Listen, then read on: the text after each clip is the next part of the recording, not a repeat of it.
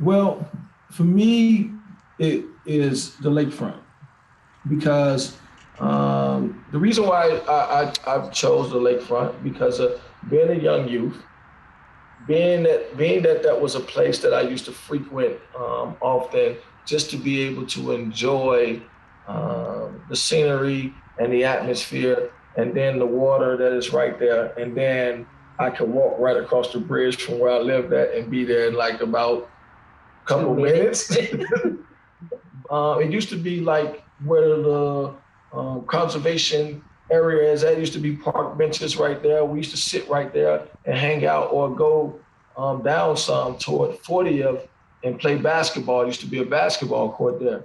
Right, it used to be a cement room. Yeah. There used to be a cement mermaid, right? So we used to call it the mermaid. Let's go to the mermaid. But it also was a place to where I've seen many tragedies happen when it came to police officers. It also was a place to where they would drive you at and take you over by the rocks and beat you and threaten to throw you in, or to just beat you. And once you were by the rocks, no one could really see. It used to be these big rocks before they remodeled all of that area. The rocks used to be so tall, it's still difficult for you to see if somebody is down there. There was definitely talk of officers torturing people at police stations, and his name was definitely was out there. I think that a lot of times people didn't truly pay attention to it like that, but they knew that it was out there. They've understood police brutality and police crimes and torture against them, whether they was in a police station or they was just the everyday citizen walking down the street. You know?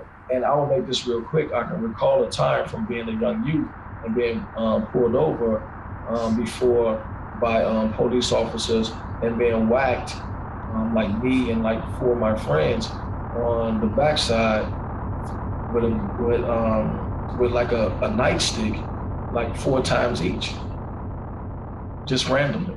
I personally know someone that was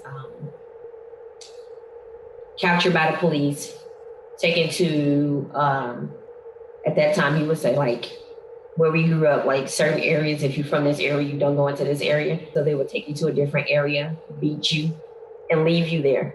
Mm-hmm. So that happened to 2 of my cousins.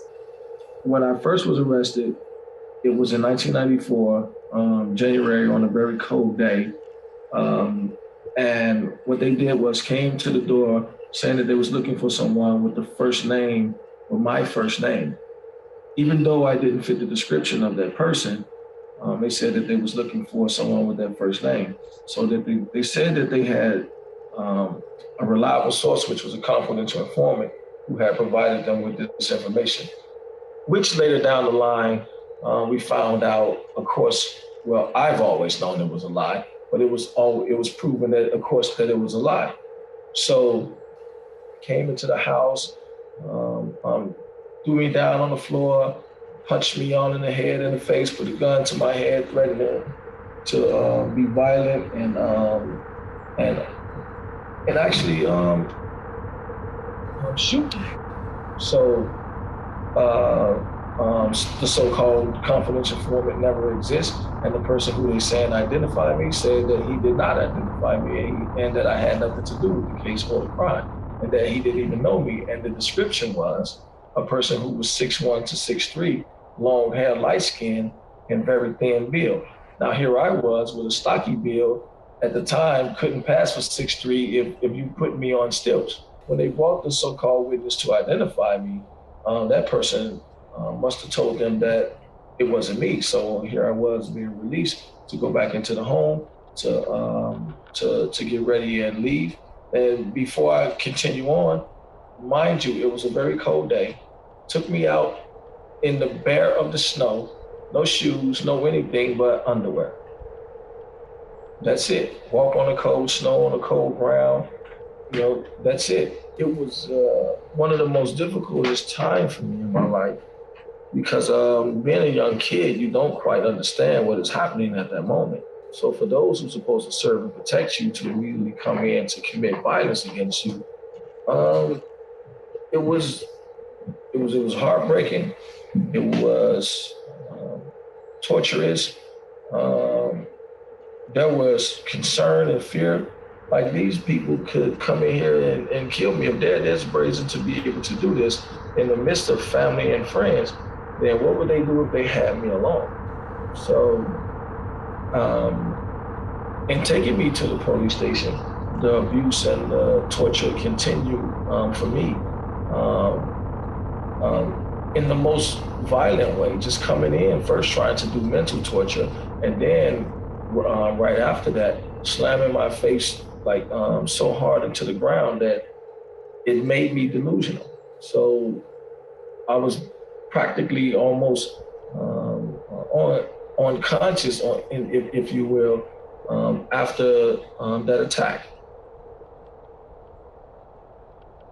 It's always emotional for me to even talk about it, but I always know I know the value and the importance of it, because I think that it's an important story to tell.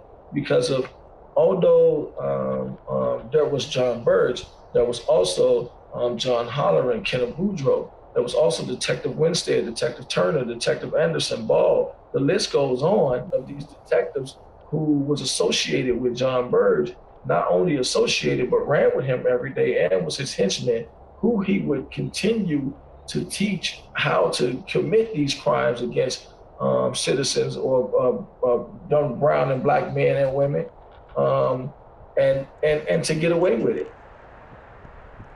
Every time we drive up and down that expressway, I always take a look over there, and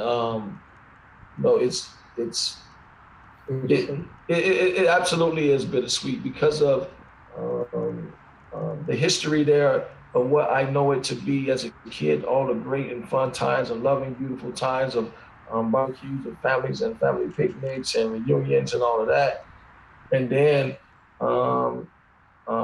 the crimes committed against us by the hands of the police officer Burge and his henchmen, that torturous pain is still, that stain is still in that soil. The stain is still on that concrete. You can uproot it, but that place is still there because I always tell people, you can change the concrete, you can dig up the soil, you can do all of that, but the history is still there. It's always in the air.